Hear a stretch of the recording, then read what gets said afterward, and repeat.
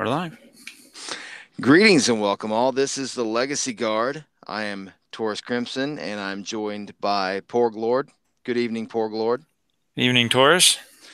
We had some crazy news today. It's been a whirlwind since The Last Jedi came out. It's been 7 months now, and it's been crazy.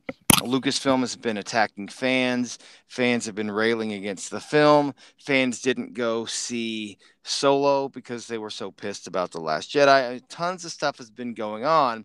I think I initially, Jeremy at Geeks and Gamers, um, coming to you with another video, came out a couple weeks ago, I think it was, and was talking about what Lucasfilm needs to do to get people back on board. And one of his points was to bring Clone Wars back. And I totally agreed with him. I've thought this since Clone Wars was shut down uh, prematurely.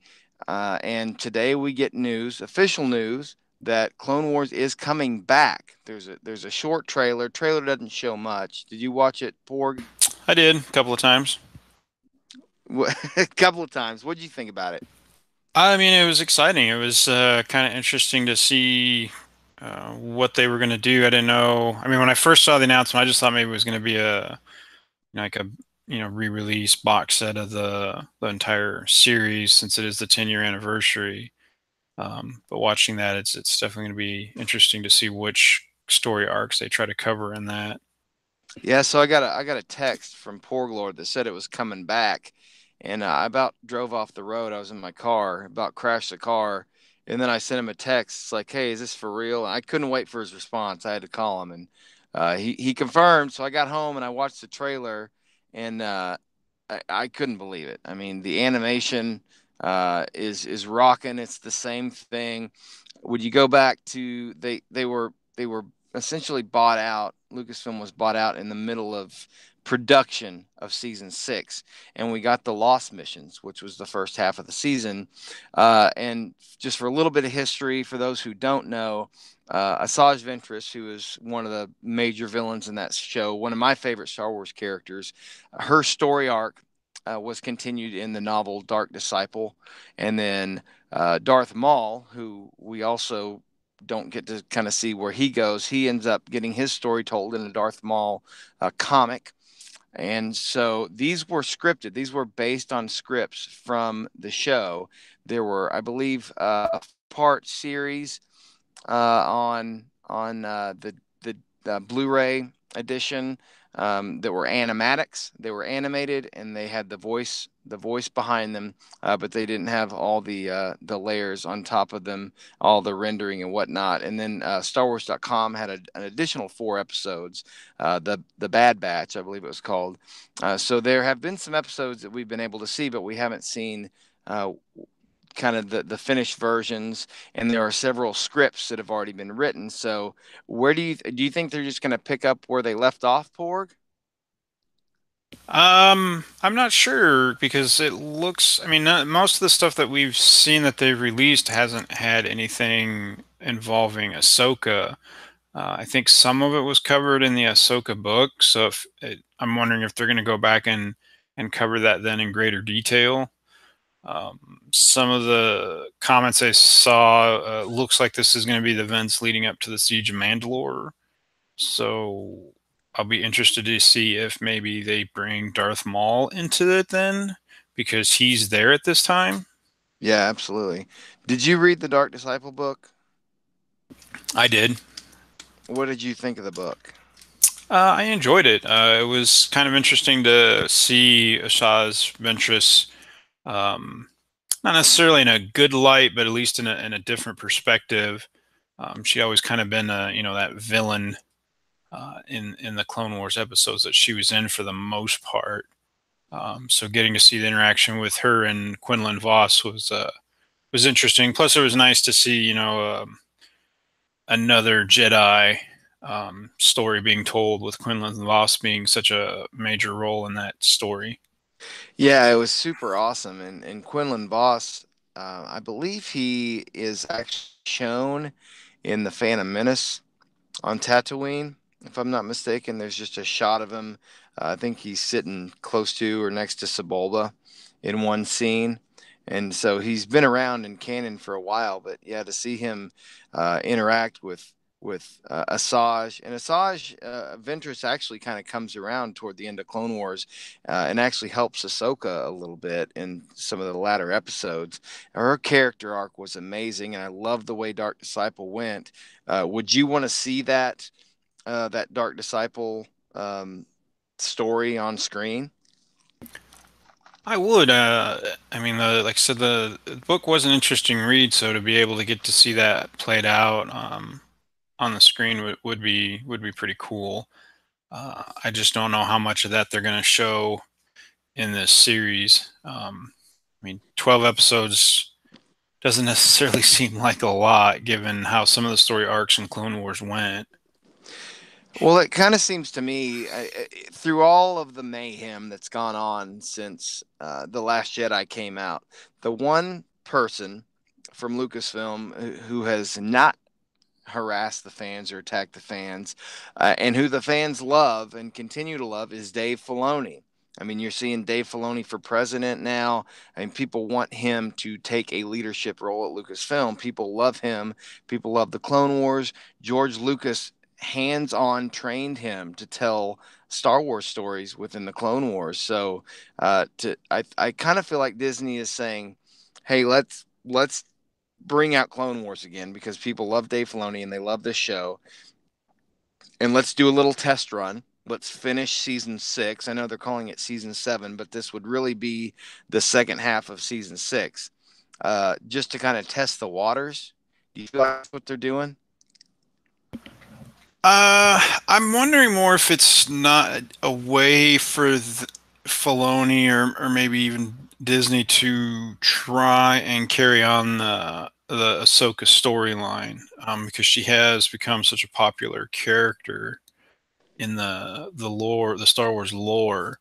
Um, Maybe it is a test run to just see how well they could do with her being kind of that central character in a series like that, because I mean we still have lots of stories for her story arc, because I mean we have no idea really what she's done between the last time we've seen her in Clone Wars and Rebels. Yeah, a lot of time in between there. The last we actually see of her, she's left the Jedi Order. Anakin obviously is kind of devastated by this, and that's one thing I really loved about the Clone Wars and that Filoni did. I felt like Revenge of the Sith played a little bit fast because he's a Jedi, and then all of a sudden he's killing younglings. And I didn't feel like his character devolved enough to really become Vader within the span of that movie. And I know Palpatine had been manipulating him for a long time, but Dave Filoni showed it from another angle and started kind of showing Anakin's um, kind of kind of starting to break away from the belief of the Jedi a little bit. Did you see that in the Clone Wars, Porg Lord? Yeah, I mean you definitely get a lot of hints of that in the Clone Wars series. I mean, especially when they go to Mortis and you have the whole that whole story arc there. Especially when the son is able to kind of turn him to the dark side there shortly. I thought that was very kind of well done, the way they foreshadow and hint at Anakin's change there.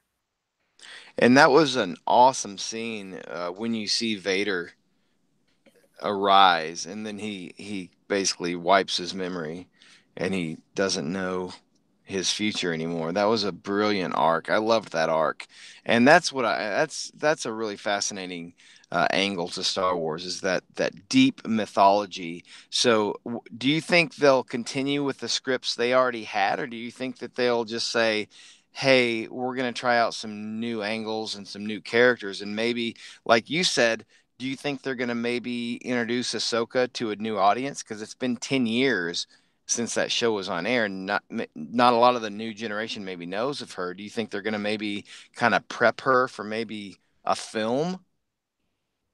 I I definitely think they're gonna probably, or at least I'm hoping that they'll prep her for something. I don't know if they'll make the jump to bring her into a film. At least not yet. Because I mean, for the most part, or for the kind of general Star Wars audience, most people aren't going to know who she is. Um, I mean, most of Star Wars fans that we know, a lot of them haven't watched Clone Wars, and Rebels was kind of their first introduction to Ahsoka. So this may be a way to try and bridge that gap a little bit. Yeah, that's true. You watched Clone Wars fairly recently, right? Within the last couple years. Hmm. So you've watched it more recently than I have. How do you feel like bringing that back in today's current environment? How do you feel like the show would do? I think it would do fairly decently. And as much as I hate to say this, I mean it'll kind of play into that whole strong female character that everyone is kind of espousing or railing against, depending on which camp you're in. But I definitely think that it gives them that opportunity. It does introduce another good character that, as long as, we've got Filoni or somebody that he's approved to tell her stories, I think we'll get some good episodes. Well, that also brings up another interesting point because we have the Resistance show airing what in October. Hmm. So is he going to be trying to run both of those, or is he going to be focused on Clone Wars? I don't know. It's fascinating. I've wanted this ever since Lucasfilm was sold to Disney. I've wanted them to finish the Clone Wars story, even if they just finish out the scripts that they already had. I think this is a brilliant move by Disney. I think they know the state they're in. I mean, when you lose $80 million on Solo, that's a red alert. I think they know the trouble they're in, and maybe they are finally listening to fans. And this is kind of the first step and the first gesture. Do you feel like that? I certainly hoping so. I mean, I'm just concerned that it's going to be wishful thinking on a lot of the fans' parts. And I mean, there's a part of me too that just wonders, what kind of deal with the devil did Filoni have to make to get this put out there for the fans? Um, Well, he has fought long and hard, and having watched Clone Wars, that was Filoni's story. He had essentially complete control. George was involved, and George was definitely teaching Filoni how to tell Star Wars stories. And so to have Filoni come back and revisit this series, I really feel like he's going to do it right. He has always had, he's a super fan. I mean, he is an EU expert.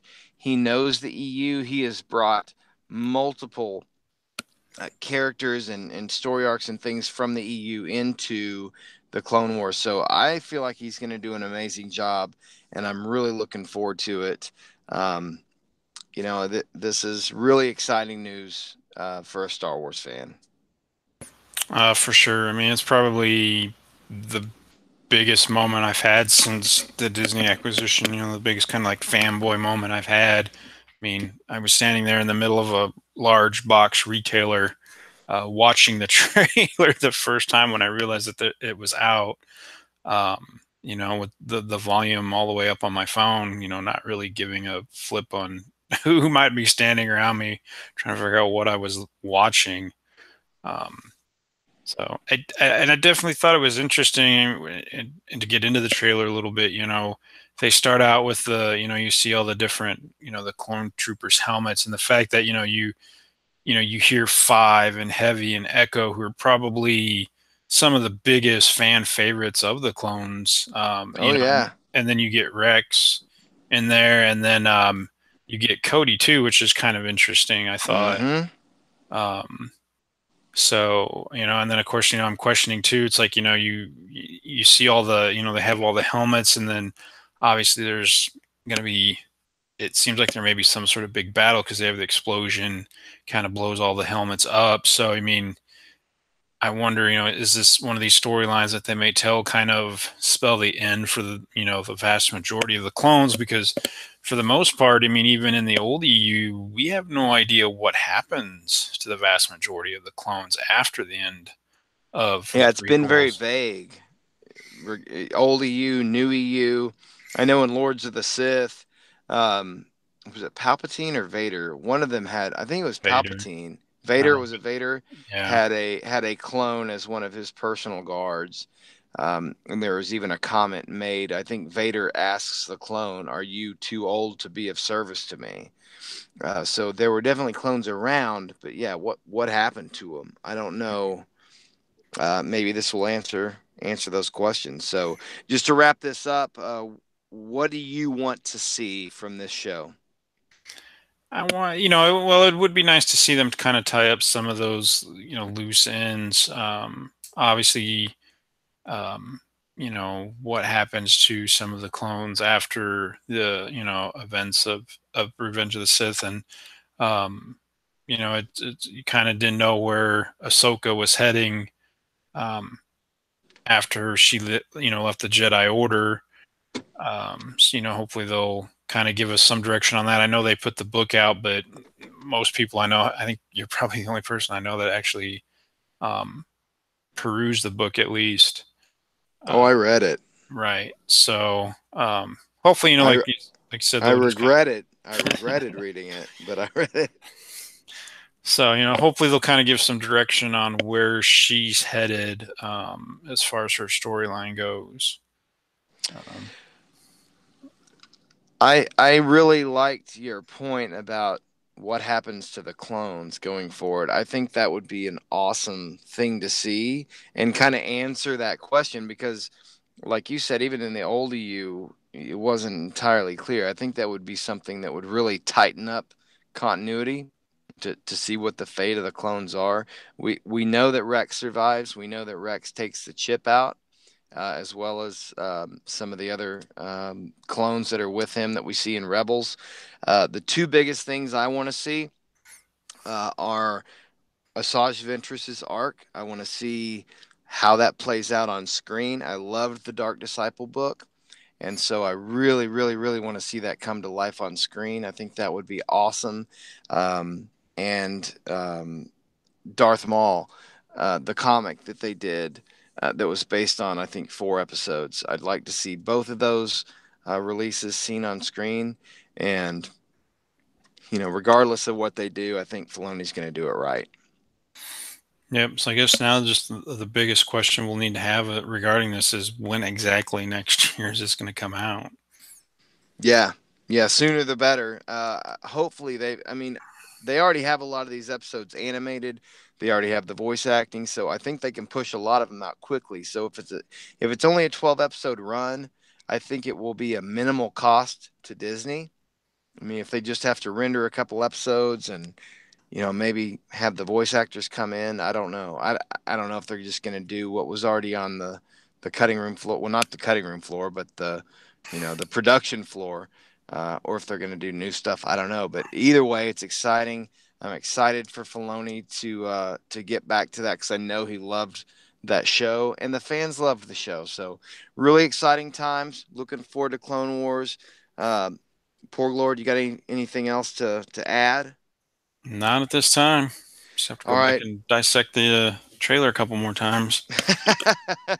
Yeah, we'll do a 2.5 hour video on the dissection of the trailer tomorrow night.